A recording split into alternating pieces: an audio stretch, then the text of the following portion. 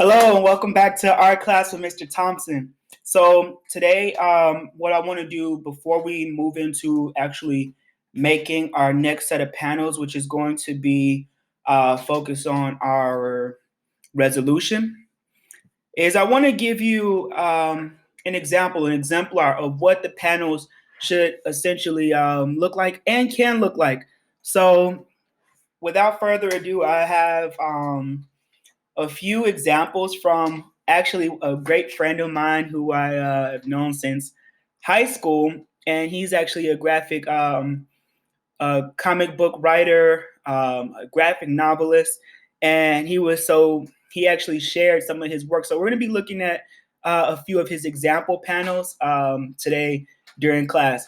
So the first one, as you can see, we have a standard set of panels, and I'm sure this is kind of how some of us might feel when we're working on our panels. So we start out and we want to start drawing, and we don't have any inspiration. So we're looking at the paper, just waiting for inspiration to hit us, and we're looking and nothing comes. So it can be frustrating. I understand that drawing this comic and working on this project has been it can be challenging, and it can be hard to come up with ideas. But so far, you guys have been doing an amazing job with your storylines and also some of the panels.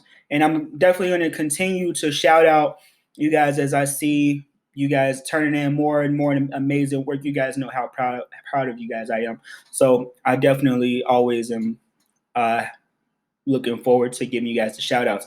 So without further ado, we're going to be looking at a few of his some of his artwork and and this is going to give us a feel for what the panels should look like. So his comics, he calls them Wolfie strips, and they're really funny. So as you're coming up with your designs and you're drawing your graphic novels and your panels, that's something to keep in mind is you don't have to always make a serious something so serious. It can be funny. It can have your own style. As we look at his work, you'll see that he has a very cartoony style. The lines are not perfect every single time, but that's part of what makes his style unique.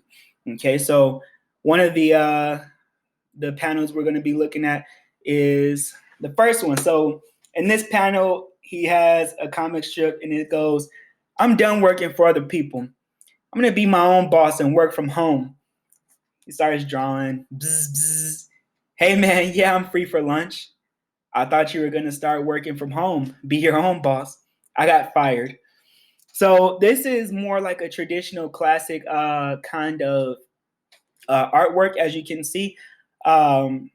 You just have those square panels. Each character, you have the speech bubbles, and it goes panel to panel to panel to tell the story. And these are really short excerpts. So you can actually tell a lot from panel to panel. And one thing I want to highlight here is in this first panel, you have him actually talking. You have a speech bubble. There's no background, but you have the character, and he's telling you what's going on.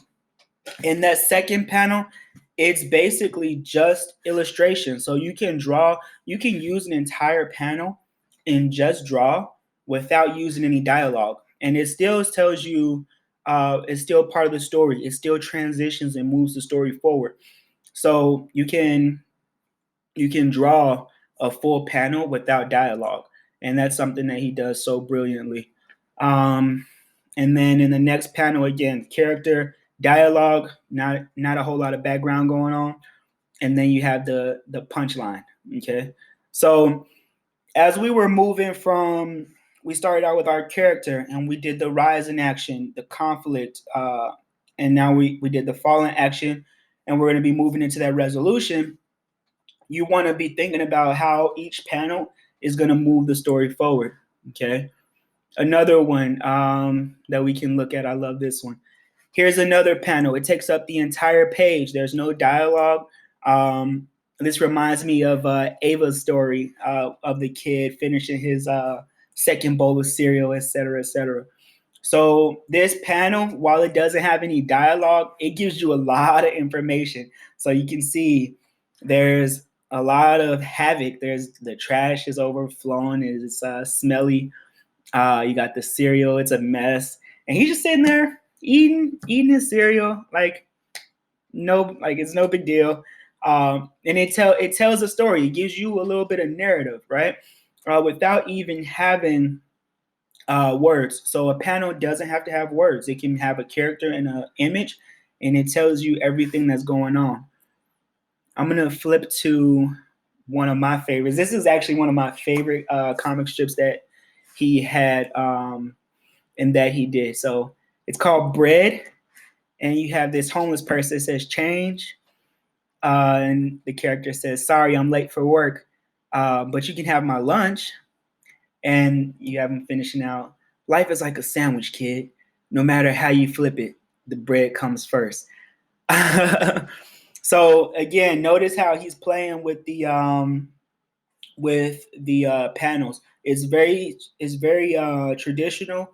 It goes panel to panel. He zooms into the lunch and then he pans back out to the next character. So that's what we're going to be working on for our panel today. I wanted to give you guys an exemplar of what I want you guys to be thinking of and how your panels should essentially look as we're creating these stories.